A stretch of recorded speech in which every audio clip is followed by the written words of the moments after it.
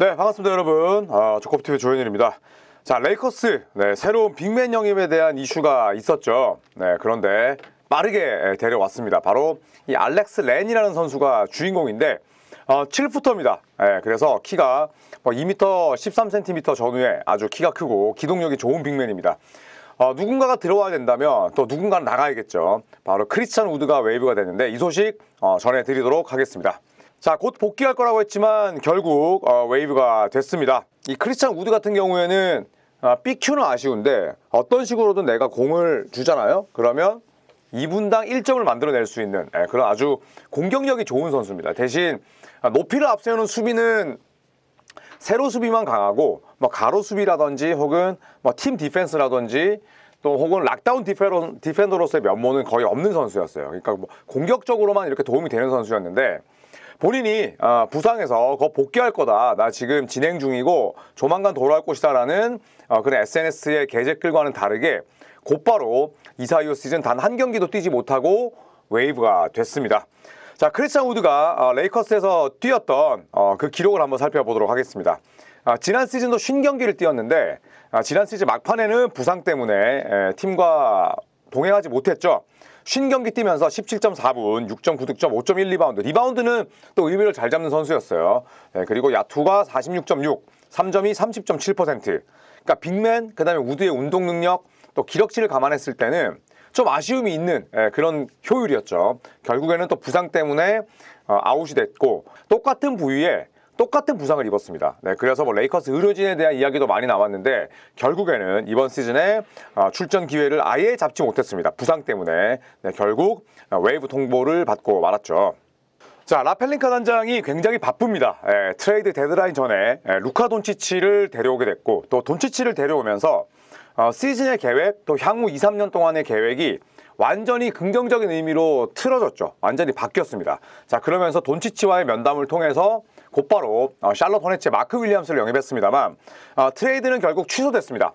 마크 윌리엄스의 몸 상태를 이유로 들어서 레이커스가 이 딜은 할 수 없다. 바로 파토를 놨는데 그렇게 되면서 앤서니 데이비스가 떠난 빈자리를 어떤 식으로든 메워야 하는 라펠린카의 과제가 생겼죠. 그 라펠린카가 결국에는 알렉스 렌을 데려왔습니다. 보도에 따르면 하루 이틀 내에, 그러니까 24시간에서 48시간 내에 빅맨을 데려오겠다라고 레이커스가 공언했다고 하는데 인디애나 페이서스와 계약하지 않은 이 알렉스 렌을 데려왔습니다. 자, 알렉스 렌은 1993년생 베테랑이고요. 신장은 2m 13cm, 체중이 113kg이니까 체격 조건은 NBA에서 최상급이라 볼 수가 있습니다. 자, 베테랑 정통 빅맨으로서 커리어 벌써 680경기나 뛰었어요. 저는 사실 맨 처음에 알렉스 렌이 왔을 때 상당히 좀 실망했었거든요. 왜냐하면 순번도 높았고 그 다음에 또 이 신체 조건도 워낙 뛰어났기 때문에 저는 이거보다는 더 성장할 줄 알았어요. 그런데 빠르게 좀 실망감을 주긴 했습니다만 그런 점을 감안했을 때 저는 그래도 어떤 식으로든 커리어를 좀 길게 이어나가고 있다고 생각을 합니다. 가늘고 길긴 합니다만. 자, 그래서 이 선수 같은 경우에는 피닉스 선즈로부터 2013년 1라운드 5순위 픽이었어요. 그러니까 완전히 로터리 픽이었고 탑5였죠. 그러니까 NBA 들어오기 전에 그런 기대감에 비하면 좀 아쉬움이 있긴 합니다만 그래도 벌써 커리어 680경기나 뛰었습니다. 전성기는 애틀란타 시절이었죠.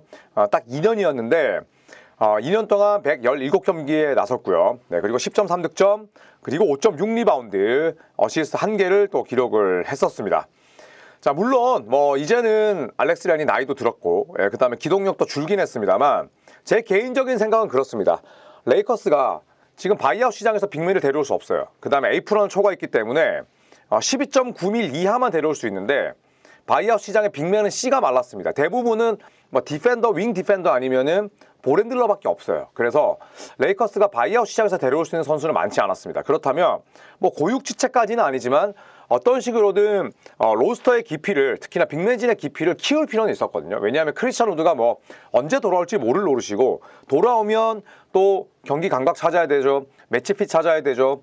그러다 보면은 그냥 플레이오프예요. 그렇기 때문에 세크라멘토에서 한정적인 기회, 올 시즌에 이 알렉스 렌이 평균 7.2분 뛰었으니까 출전 기회를 못 잡았습니다. 올 시즌만 그렇냐? 아닙니다. 지난 3시즌 동안 6.2분 뛰었고요. 그 다음에 9.3분 뛰었고요. 그 다음에 7.2분 뛰었어요. 그러니까 완전히 지금은 노쇠한 상태고 세크라멘토에서는 거의 서드 유닛이었습니다. 그렇기 때문에 저는 이렇게 말씀드리고 싶어요. 레이커스 팬들에게 많은 걸 기대하지는 말자. 뛰어봤자 정말 길면 10분이고 저는 그냥 조심스럽게 5, 6분 봅니다.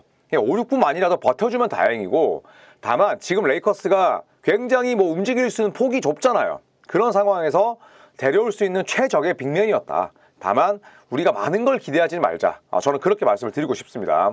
자, 어쨌든 알렉스 렌을 로스터에 추가시키면서 균형을 갖추게 됐습니다.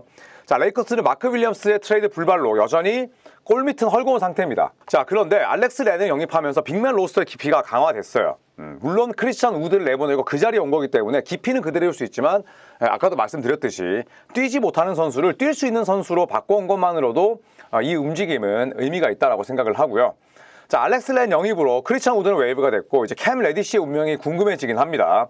자, 한편 달튼 크넥트는 이 JJ 레딕 감독과 면담을 통해서 정리할 시간이 좀 필요하다라는 입장을 전달했다고 합니다. 이제 2001년생의 젊은 선수, 이제 막 프로 무대에 왔는데 곧바로 트레이드 매물로 쓰였죠. 그리고 그 트레이드가 취소가 되면서 다시 레이커스로 돌아오게 되는 좀 뻘쭘한 상황입니다. 심적으로 얼마나 힘들겠어요. 정신적인 타격도 받았을 테고 피로도도 겪을 수밖에 없습니다.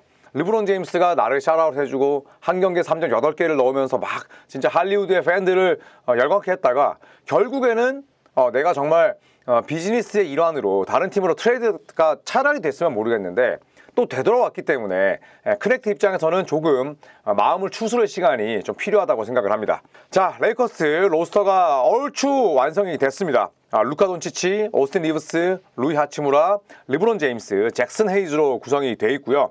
이 헤이즈 같은 경우에는 스텝업의 기미가 보입니다. 물론 그게 정말로 엄청난 실링을 폭발시키는 건 아니지만, 왜냐하면 이제 나이도 들었고, 하지만 무언가 좀 똑똑하고 영민한 플레이를 하려는 움직임들이 보였어요. 루이 하치무라도 마찬가지고요. 자, 그리고 세컨 유닛은 굉장히 많이 이렇게 아끼면서 또 관리하면서 띄워줘야 됩니다. 게이브 빈센트 상당히 부상이 많은 선수입니다. 관리해줘야 되고요. 달튼 크넥트 정신적으로 지금 많이 지쳐있죠. 여기에다가 제러드 밴더빌트 마찬가지입니다. 역시나 부상을 상당히 조심해야 되는 선수고, 그리고 알렉스 렌, 여기에서 빼놓을 수 없는 선수가 또 도리언 피니 스미스, 조던 구딘이죠. 이 조던 구딘 같은 경우에는 NBA 팀들을 거치면서 약간 저는 어떤 느낌을 받았냐면 조시 하트 다운그레이드 버전? 그만큼 상당히 투지도 좋고, 그리고 키는 작지만 리바운드도 잘 잡습니다.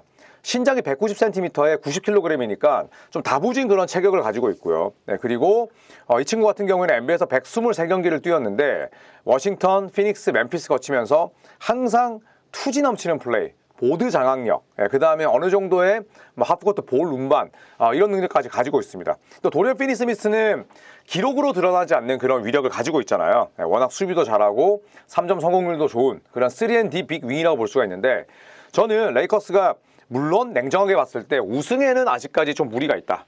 우승을 논하기에는 좀 이른 감이 있지만 오히려 커넥트를 아꼈고, 2031년 픽이 돈치치의 가세로 인해서 다소 가치가 떨어져 있다고 볼 수는 있겠지만, 그래도 올 여름에 라펠린카 단장의 능력이라면 충분히 다음 시즌에 진지하게 대권을 도전할 수 있는 그런 로스터를 저는 갖추지 않을까 생각을 합니다. 물론 이 멤버로도 안 되는 건 아닙니다. 더구나 잭슨 헤이즈, 알렉스 렌, 이 두 명의 빅맨진이 어떻게 본다면 플레이오프에 진출하는 이 5번 스팟 가운데 가장 약할 수도 있지만, 반대로 아까도 말씀드렸듯이 잭슨 헤이즈, 루이 하츠무라 같은 이런 중고참 선수들이 스텝업 한다면 또 돈치치가 점점 몸 상태를 되찾고, 그리고 또 플레이오프에 갔을 때 본인의 원래 상태의 한 90%, 80%만 찾는다면 충분히 또 일을 낼 수 있지 않을까, 그렇게 생각을 해봅니다. 자, 레이커스의 빅맨 보강은 알렉스 렌으로 마무리되지 않을까 생각을 합니다. 지금 데려올 수 있는 선수도 없고 또 씨가 말랐기 때문인데, 그런 한정된 상황에서 저는